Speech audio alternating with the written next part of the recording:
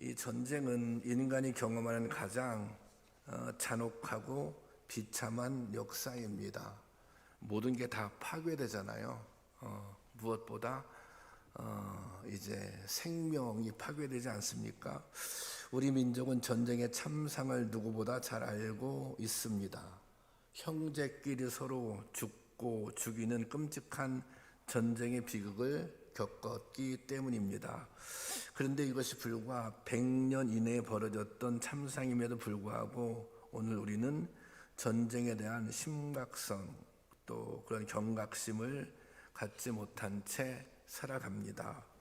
지금 우크라이나와 러시아의 전쟁이 오래전부터 계속되고 있고 또 얼마 전에 이스라엘과 팔레스타인과 또 전쟁이 진행 중입니다. 그래서 우리가 전쟁이 얼마나 끔찍한지 그것을 우리가 뉴스를 통해서 이게 접하게 됩니다. 그런데 사실 이 전쟁은 남의 일만은 아닙니다.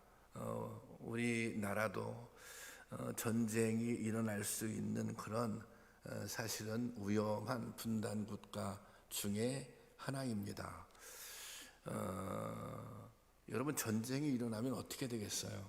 남과 북이 전쟁이 일어나면 사실은 여기에서 전쟁하면 남한이 이기고 우리가 그런 생각하지 않습니까? 그런데 이 결과는 사실은 누가 이기고 누가 지고 별로 의미가 없는 거예요. 왜냐하면 북한도 막강한 군사력을 가지고 있어요. 또 핵으로 무장하고 있다 그렇게 얘기하잖아요. 그리고 남한의 군사력도 북한에 못지 않습니다. 절대 뒤지지 않습니다. 그리고 또 사실은 남과 북이 전쟁이 나면 또 미국이 어떤 형태로든 이제 참전을 하게 될 텐데 그렇게 되면 정말 끔찍한 회복할 수 없는 상황에 이르게 되는 것입니다.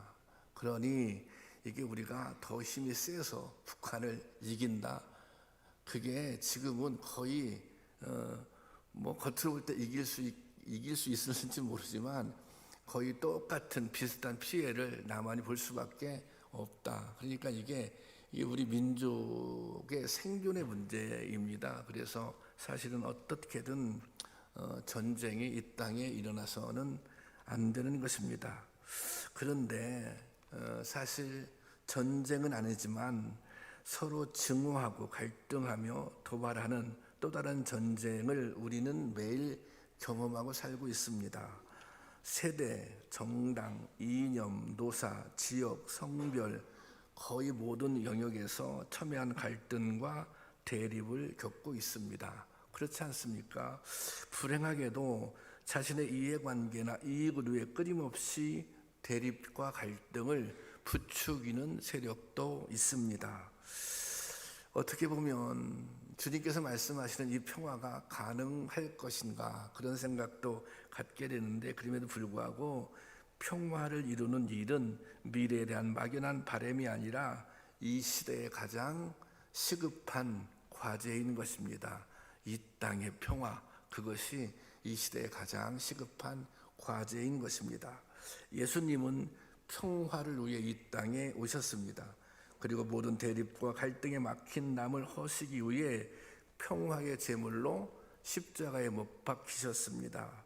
그러므로 교회는 예수님의 가르침에 따라 이 땅에 평화를 이루어가야 할 그런 사명이 있는 것입니다. 제가 설교 제목을 평화를 위한 명령 그렇게 정했는데요. 주님께서 오늘 우리를 향해서 이렇게 명령한 거예요. 평화를 이루라. 이렇게 평화의 도구가 되라. 이렇게 명령하시는 줄로 믿습니다.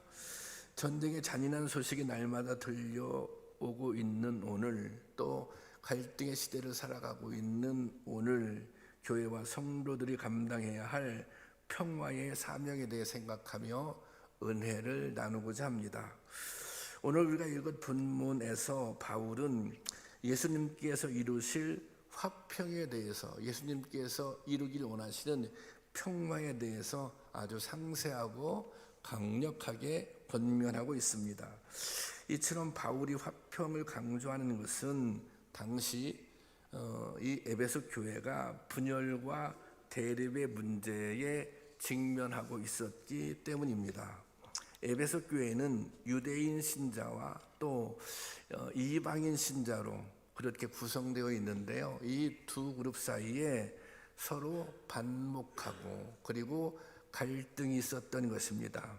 이 로마 감옥에서 이 사실을 들은 바울이 에베소 교회에 편지를 썼던 것입니다. 유대인들은 이런 생각을 가지고 있었습니다. 세상에는 딱 두 가지 민족이 있다고 그들은 생각했어요. 하나님은 하나님의 백성인 자기 자신들, 이제 그들은 선택된 민족이죠. 선택된 유대 민족이고, 또 하나는 유대인이 아닌 이방인들입니다.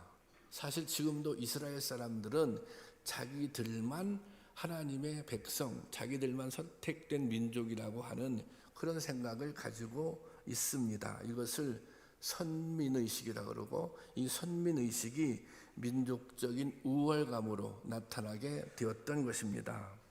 반면 에베소 교회에 등장하는 이방인들, 이 사람들은 주로 헬라인이었습니다. 이들은 당시 최대 강국이었던 로마의 시민이라는 우월감을 가지고 있었습니다. 그리고 또 문화적 우월감 이런 것도 있었어요. 그래서 이 선민의식과 그리고 이제 헬라파 유대인들이, 헬라파 성도들이 가지고 있었던 그런 우월감이 교회 안에서 서로 충돌하게 된 것입니다. 그래서 그것이 큰 갈등을 일으키게 되었던 거예요. 바울은 먼저 이방인 출신 그리스도인들에게 이렇게 권면하고 있습니다. 오늘 12절을 제가 세 번역으로 올려놨는데 한번 보겠습니다. 시작. 그때 여러분들은 그리스도에 상관이 없었고 이스라엘 공동체에서 제외되어서 약속의 선악 무관한 외인으로서 세상에서 아무 소망 없이 하나님도 없이 살았습니다. 이 말이 무슨 말입니까? 이 이방인 크리스찬들이 그들은 예수 그리스도로 말미암아 구원을 얻기 전에 그 상태를 한번 기억해 보라는 것입니다. 본인들이 얼마나 큰 은혜를 받았는지 받은 은혜를 생각해 보라는 것입니다. 사실 예수님을 믿기 전 그것이 헬라인이었든지 또 그 사람들이 유대인이었든지 그들은 다 죄인이었습니다. 하나님의 진노 아래 있었던 인생들이었던 것입니다. 바울은 이 사실을 기억하고 교만한 이 우월의식과 특권주의에서 벗어나라고 권면하고 있는 것입니다. 이 우월의식과 특권의식이 점진 집단적으로 나타나면 그것이 사회적인 편견과 차별이 됩니다. 인종차별이 그 대표적인 예입니다. 백인은 특별하고 우월하며 흑인은 열등하고 미개하다, 그런 편견입니다. 이 편견이 얼마나 많은 사람들을 짐승처럼 취급하고 죽음에 이르게 했습니까? 이 차별이 흑인의 역사를 한과 피로 물들인 것입니다. 우리는 다 그것이 인종을 떠나서, 지역을 떠나서 하나님께로 지음받은, 하나님의 형상대로 지음받은 존엄한 인생들인 것입니다.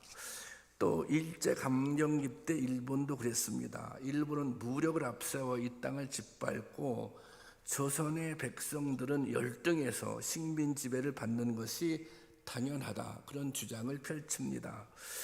조선인들은 모래알처럼 분열돼서 화합할 줄 모른다. 이제 500년 동안 썩을 대로 썩었기 때문에 스스로 힘으로는 일어설 수 없다. 강대국의 통치를 통해서 강대국이 통치를 해 주어야 한다. 그런 생각입니다. 그리고 당시 일제 교육을 받은 조선 사람들 중에 그런 생각을 가지고 있는 사람들이 생겨나게 되었습니다. 이것이 바로 식민사관입니다. 지금도 보면 독립의 역사를 인정하지 않으려고 하는 사람들이 있는 것 같습니다. 그런데 여러분, 이것은 예수 그리스도의 정신과는 정면으로 배치되는 생각입니다. 예수님께서 이 세상에서 이루고자 하시는 하나님 나라는 힘이 없기 때문에 억압받고 힘이 없기 때문에 차별을 당하는 그런 세상이 아닙니다. 누구도 힘의 논리로 약한 자를 억울하게 해서는 안 됩니다. 하나님 앞에 그 어느 누구도 힘을 자랑할 수 없습니다. 자기의 의를 내세워 교만해서도 안 됩니다. 하나님 앞에 인간은 모두 동일한 처지입니다. 죄로 죽을 수밖에 없는 죄인인 것입니다. 이 사실을 기억한다면 누구도 하나님 앞에서 교만할 수 없는 것입니다. 하나님 앞에서 잘난 체 할 수 없는 것입니다. 이런 죄인된 처지로 남을 무시할 수 있겠습니까? 자신을 낮추고 남을 나보다 낮게 여기며 이 교만에 담을 허물어야 하는 것입니다. 여러분, 막힌 담장을 허무는 것은 물론 쉬운 일이 아닙니다. 그러나 우리가 무언가 쌓은 것을 무너뜨려 본 사람은 잘 알 것입니다.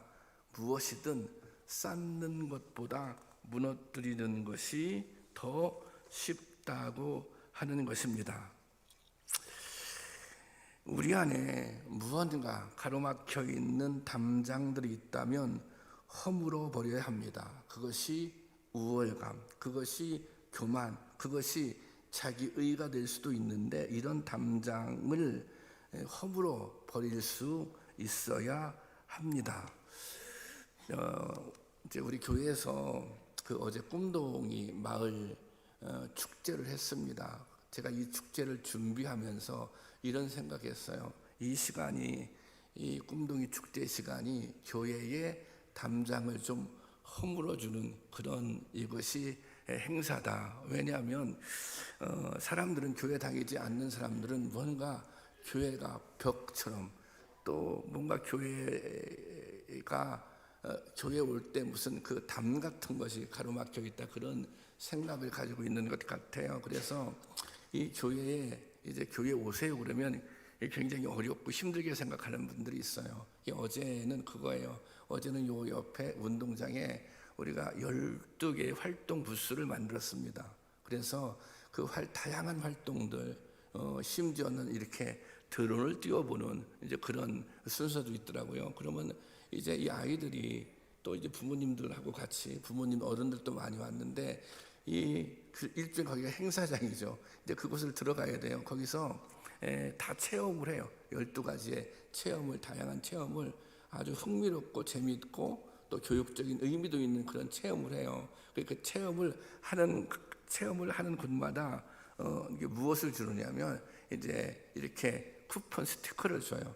그러면 12개를 다 돌고 그 쿠폰을 받고 어디로 오냐면 그 교회 앞마당에 그 10가지 이상의 음식 부스를 만들어 놨어요. 근데 여성께서 음식을 너무 열심히 잘 준비해가지고 그 음식이 정말 맛있더라고요. 그러면 그 쿠폰을 가지고 어디로 와야 돼요?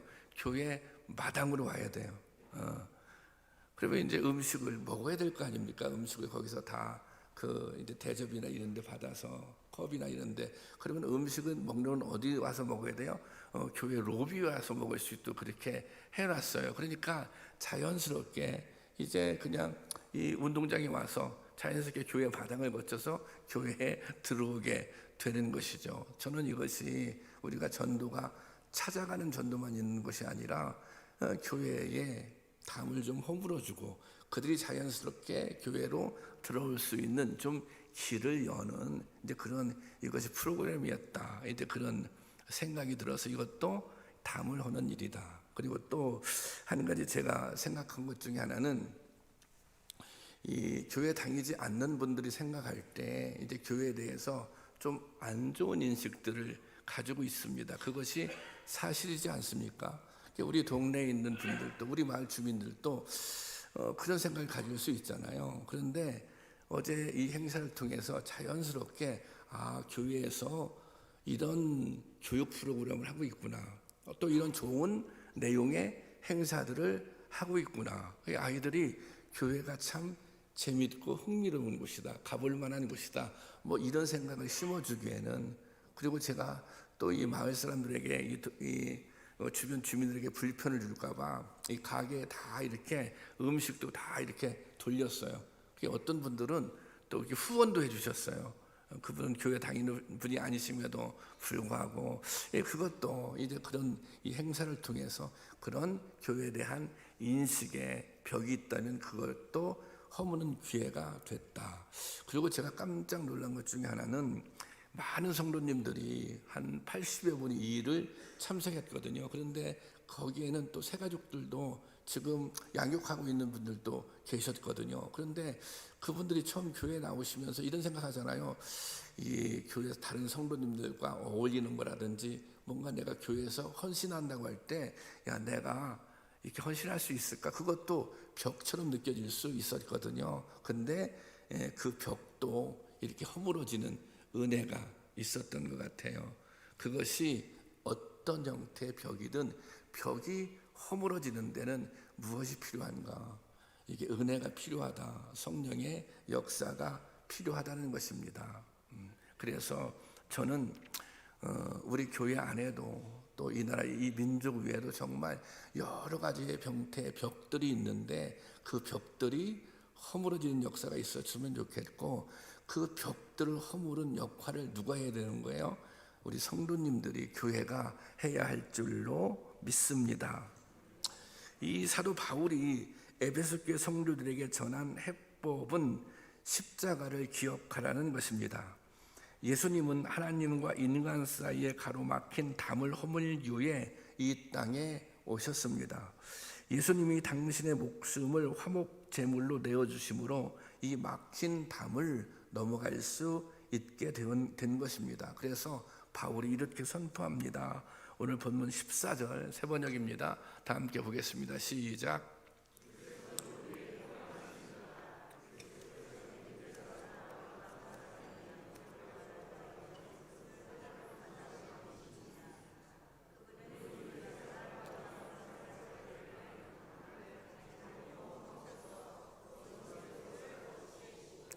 여기 보십시오. 유대 사람과 이방 사람 사이를 가르는 담을 자기 몸으로 허무셔서 원수된 것을 없애시고 그렇게 말하고 있습니다.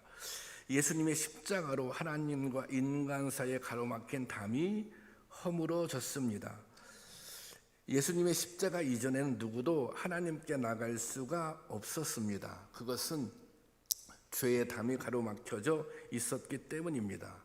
뿐만 아니라 여기 본문에 있는 대로 사람과 사람 사이, 유대인과 이방인 사이에도 담이 있었습니다. 인간과 인간 사이에도 가로막혔던 담, 편견과 또 미움, 분노 이런 담이 있었습니다. 그런데 예수님께서 십자가에 못 박혀 돌아가심으로 이 담도 허물어진 것입니다. 예수님은 사람을 차별하고 무시하는 일을 용납하지 않으십니다. 예수님은 잘난치 않은 바리새인들과 사두개인들을 아주 강하게 비판하셨습니다. 심지어는 독사의 자식이라고 욕하셨습니다. 이것은 당시에 가장 강력한 욕, 그러니까 거의 저주에 가까운 그런 욕이었습니다. 반면에 예수님은 깊은 열등감에 빠진 사람들에게는 친구가 되어 주셨습니다. 함께 먹고 마시고 어울리셨습니다. 창녀, 세리, 병자들처럼 소외된 사람들이 하나님의 백성으로 당당하게 살 길을 열어 주셨습니다. 여러분, 예수님은 어떤 특정 집단, 특정 사람의 그리스도가 아닙니다. 예수님은 누구나 믿고 영접할 수 있는 모든 사람, 만민의 그리스도이십니다. 그리스도 안에서는 어떤 차별이나 어떤 편견이나 존재할 수가 없는 것입니다. 그러므로 예수 그리스도를 믿는 공동체 안에서는 가난하거나 부하거나 힘이 있거나 힘이 부족하거나 많이 배웠거나 조금 못 배웠거나 이런 것이 어떤 판단의 조건도 될 수가 없는 것입니다. 우리는 다만 예수 그리스도의 보혈로 말미암아 구원받은 동일한 하나님의 자녀일 뿐인 것입니다. 여러분, 막힌 담을 허신 십자가의 은혜를 기억할 수 있기를 바랍니다. 화목 제물이 되신 주님의 사랑을 기억할 수 있기를 바랍니다. 그러므로 우리가 그 사랑, 그 은혜를 경험했다면 우리들도 주님의 평화를 이룰 수 있는 그런 삶을 살아야 하는 것입니다. 그런 은혜, 그런 결심이 우리 가운데도 있기를 주님의 이름으로 축원합니다. 말씀드렸던 것처럼 우리는 그리스도가 아니면 하나님과 도저히 화목할 수 없었던 사람입니다. 이처럼 예수로 말미암아 구원을 얻고 하나님과 화목하게 되었으니 우리 또한 반드시 감당해야 할 사명이 있습니다. 바로 화목하게 하는 직분입니다. 고린도후서 5장 18절 말씀입니다. 함께 보겠습니다. 모든 것이 하나님께로부터 났으며 그가 그리스도로 말미암아 우리를 자기와 화목하게 하시고 또 우리에게 화목케 하는 직분을 주셨으니, 여기서 화목은 우리에게 어떤 직분을 주셨어요? 화목케 하는, 그러니까 평화를 가져오게 하는 그런 사명을 하나님께서 우리에게 주셨다는 것입니다. 여기서 화목은 헬라어로 에이네레인데 이것은 히브리어로는 샬롬입니다. 샬롬은 평화잖아요, 평화. 우리가 꿈꾸는 세상은 어떤 세상이에요? 하나님이 다스림이 임하는 세상입니다. 우리는 교회가 그런 교회가 되기를 원해요. 교회는 하나님을 믿는 사람들이 모이는 곳인데 이곳에 누가 다스려요? 안재영 목사가 다스리나요? 아니잖아요. 하느님이 다스리는 곳입니다. 하나님이 다스리면 그곳에 뭐예요? 평화가 이루어진다는 것입니다. 그런데 이 평화라고 하는 것은 모자람이 없고 왜곡된 것이 없고 온전한 상태, 그런 의미를 가지고 있습니다. 아니, 사람이 살아가면서 모자란 것도 없고 왜곡된 것도 없고 모든 것이 온전하기란 쉽지 않습니다. 그것은 우리가 이 평화를 위해서 애를 써야 된다는 거예요. 평화를 위해서 힘을 써야 된다는 거예요. 다른 말로 평화를 위해서 헌신해야 된다는 거예요. 때로는 평화를 위해서 희생도 해야 한다고 하는 것입니다. 그래서 예수님께서는 이 평화를 위해서 목숨을 드렸던 거 아닙니까? 바울은 이렇게 말하고 있어요. 14절 다시 보겠습니다. 다 같이 시작. 그는 우리의 화평이신지라 둘로 하나를 만드사 원수된 것 곧 중간에 막힌 담을 자기 육체로 허시고. 예수님께서는 당신의 육체를 제물로 드려 중간에 막힌 담을 허셨습니다. 누구나 다 평화를 원합니다. 어떤 사회도 평화를 원합니다. 그런데 평화는 그냥 오지 않습니다. 평화를 위해서 일하는 사람이 있어야 합니다. 평화를 위해서 헌신하는 사람이 필요한 것입니다. 때로 이 평화를 위해서, 때로는 평화를 지키기 위해서 싸워야 할 때도 있습니다. 이 땅의 평화를 깨트리는 것이 인간의 욕망과 이기심이기 때문입니다. 이 평화를 깨트리는 불의가 있다면 그 불의에 대항할 수도 있어야 하는 것입니다. 남아프리카 공화국에 넬슨 만델라라고 하는 흑인 지도자가 있습니다. 여러분도 아실 텐데요. 이 만델라는 인종차별에 대항해서 해방운동을 주도하다가 27년 동안을 감옥에서 보냅니다. 그리고 1990년에 기적적으로 추록해서 1993년에 노벨 평화상을 받았고 1994년에 남아공의 모든 민족이 참여하는 총선거를 통해 남아공의 대통령이 되었습니다. 만델라가 대통령이 됐을 때 이런 일화가 있었다고 그래요. 이제 사무실에 첫 번에 출근을 했어요. 그랬더니 사무실 직원이 거의 다 없는 거예요. 다 짐을 싸가고 가버린 거예요. 짐을 싸가고 가버린 이유는 이제 남아공이라고 하는 나라가 다 이제 백인들이 다스리는 나라였잖아요. 사무 직원들이 전부 다 백인이었던 거예요. 그런데 그들이 생각할 때 이제 자신들이 반대했던 이 만델라가 대통령이 되었으니까 당연히 우리는 쫓겨나게 될 것이다. 그렇게 생각하고 아예 미리 다 짐을 싸갖고 나간 것입니다. 그때 이 만델라가 백인 직원들을 다 모아놓고 이렇게 말했다고 합니다. 앞으로 언어가 다르거나 피부색이 다르거나 전에 만델라에게 반대했다는 이유로 이 사무실을 그만두는 일은 없을 것이다. 그렇게 말했다고 하는 것입니다. 만델라는 자기를 27년 동안이나 가두고 고문했던 백인들을 용서합니다. 그리고 수많은 반대를 무릅쓰고 이 남아공의 분노와 증오가 아닌 화해와 평화를 이루기 위해서 노력합니다. 이 사실은 한 사람의 희생이 평화를, 한 나라의 평화를 가져오게 한 것입니다. 저는 또 이 예를 들으면 이 예화를 이렇게 설교를 준비하면서 그런 생각했어요. 왜 한국에는 이런 정치 지도자가 없을까? 사실 한국 사회의 갈등 또 어려움 이거 생각할 때 아니 과거에 남아프리카 공화국만 하겠습니까? 거기에 비하면 우리는 사실은 충분히 용서도 할 수 있고 충분히 화해도 할 수 있는 것이죠. 그런데 이제 그렇게 하지 못하고 있는 것입니다. 사실 오늘 설교 제목을 제가 화평케 하는 명령 그렇게 정했는데 저는 저희들에게 저희 기독교인들에게 하나님께서 오늘 그렇게 명령하신다고 믿습니다. 저는 가끔 그런 생각을 합니다. 이 정치 지도자들 중에도 하나님을 믿는 사람들이 있습니다. 그런데 각자 정치 지도자들이 무슨 정당에 속한 사람들이 자기 입장이 있는 거죠.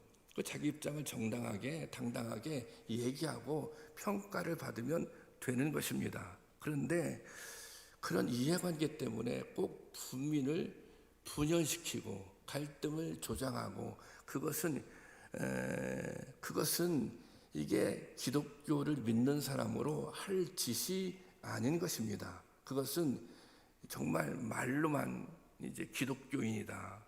그렇게 하는 것은 어떤 형태로든 우리 사회에 분열을 조장한다, 갈등을 조장한다, 대립을 일으킨다. 그것은 저는 적그리스도인 것입니다. 사탄의 세력인 것입니다. 여러분, 오늘 우리에게 필요한 것이 우리 한국 또 우리 공동체 안에 필요한 것이 진정한 의미의 주님의 평화입니다. 이 평화는 그냥 주어지는 것이 아닙니다. 이 평화를 얻는 방법은 아주 간단합니다.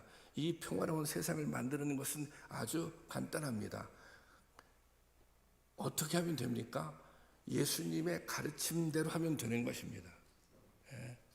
아니 예수님이 가르쳐 주신 대로 예수님의 말씀대로 우리가 실천하면 그런 평화로운 세상을 이룰 수 있는 것입니다. 오늘날 하나님께서 먼저 무엇보다 우리 교회를 통해서 그런 평화로운 하나님 나라를 성도들이 만들고 경험하기를 원하십니다. 저는 우리 참기쁨 교회가 한 발짝 한 발짝 그 하나님이 다스리는 그런 나라를 향해서 나가고 있다고 믿습니다. 그리고 제가 어제 꿈동이 마을 축제를 통해서 이것이 정말 진정 하나님 나라의 한 모습일 수 있겠구나 또 그런 생각도 갖게 되었습니다. 분명한 건 우리가 정말 평화의 도구인가, 평화를 이루어가는 사람인가, 아니면 갈등을 만들고 갈등을 조장하는 사람인가, 갈등을 유발하는 사람인가, 여러분 자신을 스스로 판단해 보시기를 바랍니다. 그래서 이런 결심들이 있었으면 좋겠습니다. 내가 어느 곳에 가든지 내가 있는 삶의 자리에서 내가 평화를 이루는 사람이 되어야 되겠다. 내가 평화의 도구가 되어야 하겠다. 그런 결심이 우리 가운데 있기를 주님의 이름으로 축원합니다.